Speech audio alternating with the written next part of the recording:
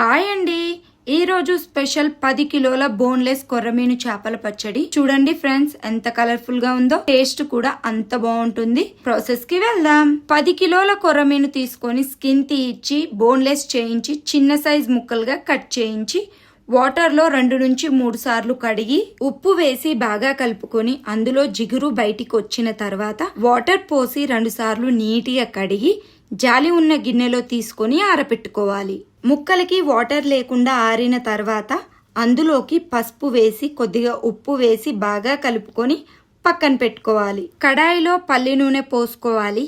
మేమైతే ఫ్రీడమ్ పల్లి నూనె వాడుతున్నాము. నూనె హీట్ అయిన తర్వాత ఫిష్ ముక్కల్ని ఒకదాని తర్వాత ఒకటి వేసి ఫ్లాట్ గా ఉన్న గంటెతో కలిపి ఇలా లైట్ బ్రౌన్ కలర్ వచ్చిన తర్వాత ఒక గిన్నెలోకి బయటికి తీసుకోవాలి. ఇలా అన్ని ముక్కల్ని లైట్ బ్రౌన్ కలర్ వచ్చిన తర్వాత బయటికి తీసి అదే ఆయిల్ లో ఫ్రెష్ గా పట్టుకున్న అల్లం వెల్లుల్లి పేస్ట్ వేసి అల్లం పేస్ట్ కలర్ మారిన తర్వాత స్టవ్ ఆఫ్ చేసేయాలి. మేము ఇంట్లోనే మసాలాలు తయారు చేసి మిక్సీ పట్టుకొని ఇందులోకి వేస్తున్నాము. తరువాత రుచికి తగినంత ఉప్పు, ఇంట్లో పట్టించుకున్న పచ్చడి కారం వేసి ఒక పెద్ద కప్పంతా నిమ్మకాయ రసం పోసి ముక్కలకి ఈ కారం పట్టేంత వరకు బాగా కలిపి అల్లం వెల్లుల్లి పేస్ట్ మరిగించుకున్న ఆయిల్ ని ఇందులోకి పోసి బాగా కలుపుకొని మూత పెట్టి ఒక రోజు పక్కన పెట్టుకోవాలి.